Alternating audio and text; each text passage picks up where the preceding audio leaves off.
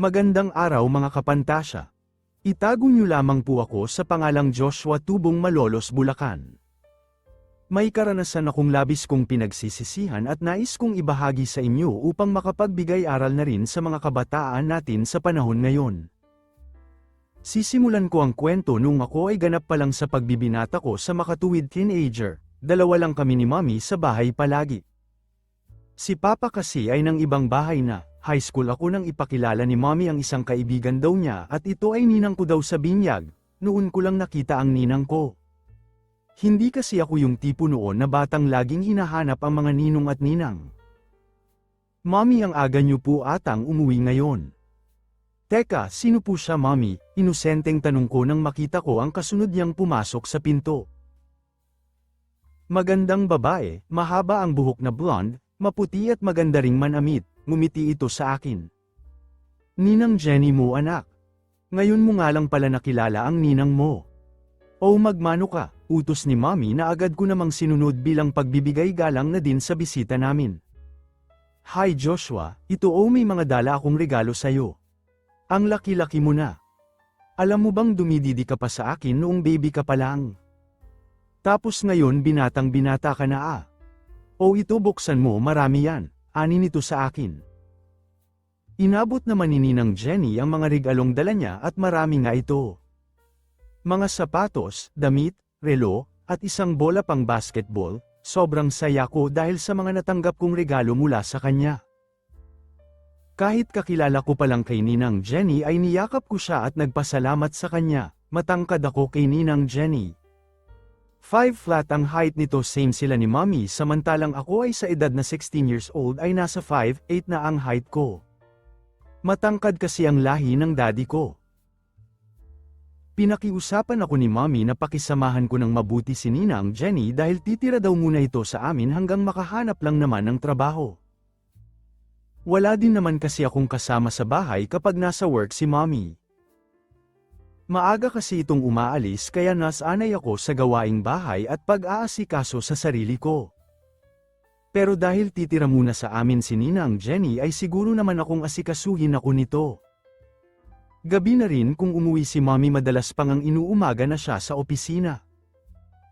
Mas kampante si Mommy sa trabaho dahil pansamantalang may makakasama ako sa bahay. Oh bestie, ikaw, kayo muna bahala ng inaanak mo dito sa bahay ha. Baka gabihin ako ng uwi.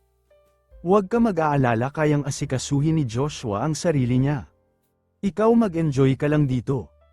Manood ng Netflix, maiwan ko muna kayo ha. Paalam ni Mommy bago ito umalis. Kagigising ko lang din noon at nawala sa isip kong may kasama nga pala kami sa bahay. Paglabas ko kasi ng kwarto ko ay nakita ako ni tita na naka-boxer lang ang suot. Nakasanayan ko na kasi matulog noon pa nang walang suot na damit at short, baka't pa noon ang pagkalalaki ko.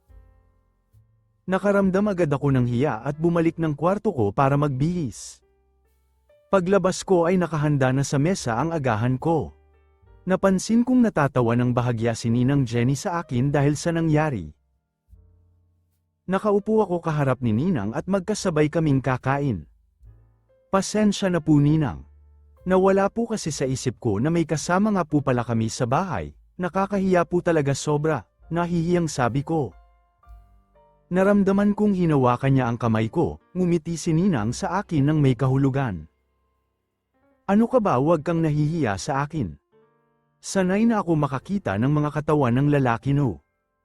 Ang ganda nga ng katawan mo napakagatlabi pa si Ninang Jenny nang sabihin niya iyon sa akin.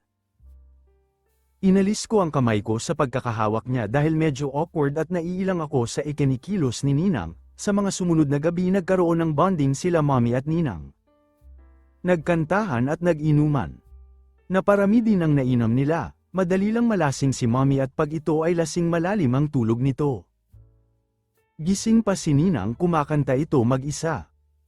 Tinawag niya ako after niyang kumanta. Lumapit naman ako at iniutos niyang alalayan ko si Mommy sa kwarto nito para makapagpahinga na. Matapos kong ipasok si Mommy sa kwarto ay babalik sana ako sa kwarto ko para ituloy ang paglalaro ko ng video game, pero tinawag ulit ako ni Ninang. At nag-request pa ito na samahan ko muna siya uminom. May karanasan na din ako sa pag-iinom kapag magkakasama kami ng mga barkada ko. Pero hindi ito alam ni Mommy.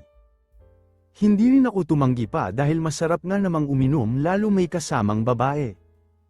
Oo mga kapantasya, kahit naiilang ako kay Ninang Jenny ay may kung ano akong nararamdaman na parang gusto ko rin siyang makatabi. Maganda kasi ang hubog ng katawan ni Ninang. Malaki ang hinaharap nito at laging mabango.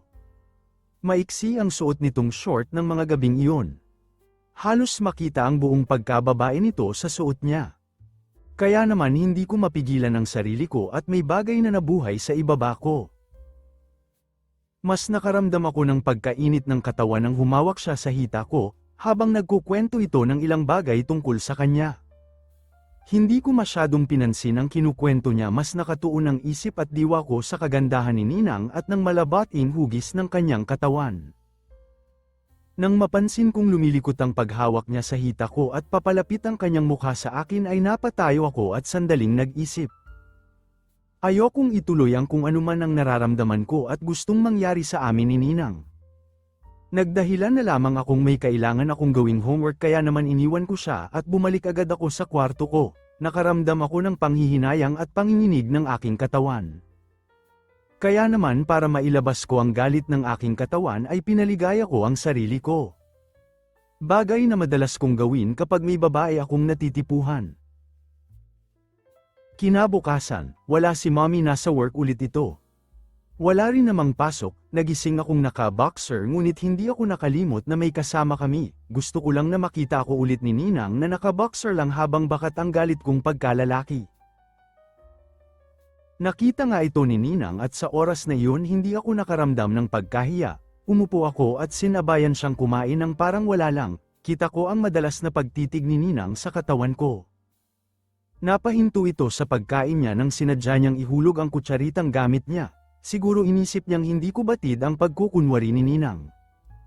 Kinuha niya mula sa ilalim ng mesa ang nahulog na kutsarita. Alam kong ang motibo niya ay para muling makita ang boxer ko. Kaya naman bahagya kong binuka ang mga hita ko at sadya kong ipakita ang nakabakat sa boxer ko. Sa mga sumunod na araw ay hindi na nga nakapagpigil si Ninang sa nararamdaman niya, ng isang beses ay naaktuhan niya akong nagsosolo sa kwarto ko. Hindi ko talaga nilock ang pinto ko at sinadya ko itong bukas ng bahagya. Nilakasan ko din ang volume ng pinapanood ko sa laptop ko para marinig ni Ninang Jenny. Ewan ko ba ang bata ko pa para magnais ng ganong pangyayari. Dala na rin siguro ng pagbibinata ko at madalas na panunood ko. Dagdagan pa ng mga ipinapakitang motibo ni Ninang ay talaga namang gaganahan ako. Alam kong nakatingin si Ninang sa akin. Magkunwari na lang din akong nagulat sa kanya. At huminto sa ginagawa ko. Binigyan ako ni Ninang ng makahulugang ngiti at mapang-akit na mga tingin. Pasensya na po, nakakahiya nakita niyo ako sa ginagawa ko. Bakit kasi hindi ko na-ilock ang pinto ko? Pagkukunwaring sabi ko. Naku, ayos lang, sorry, di na ako kumatok. Gusto mo ba ng tulong? Pwede kitang tulungan, nakangiting tanong ni Ninang Jenny sa akin. Sa tanong niyang iyon ay napalunok ako ng laway at nagsimulang manginig muli ang buong katawan ko. Napatango na lang ako ng oo sa sinabi niya. Agad siyang lumapit at isinara ang pinto ng kwarto ko. Magaling si Ninang Jenny, alam na alam niya kung paano magpaligaya ng lalaki. Hindi ko na inisip pa ang magiging resulta ng pagkakamali naming iyon, mabuti na nga lang at gumamit ako. Ang unang karanasan ng aking pagkalalaki sa piling ni Ninang Jenny ay naulit ng naulit. Hanggang sa nagkaroon ng problema. Nabuntis ko si Ninang Jenny isang araw nang umamin siya sa akin. Gulat ako at hindi makapaniwala sa sinabi niya. Inilihim namin ito kay Mommy, natatakot akong maging batang ama. Hindi pa ako handa sa lahat, lalo sa sasabihin at panghuhusga ng mga tao sa paligid ko. Dahil sa bugso ng damdamin at hanap ng katawan ay isang bagay na aking labis na pinagsisihan. Umalis si Ninang Jenny sa bahay, anako niya ang lahat. Naawa siya sa akin dahil nga minor edad pa ako. Sinabi niyang huwag akong mag-aalala dahil pareho naming gusto ang nangyari. Nangako din si Ninang Jenny na itatago niya ang nangyari hanggang sa handa na ako sa buhay. Nang makagraduate ako ng kolehiyo at makahanap ng trabaho. Doon ay nakipagkita sa akin si Ninang Jenny kasama ang 7 taong gulang na batang babae at ipinakilala niya ito sa akin bilang anak naming dalawa.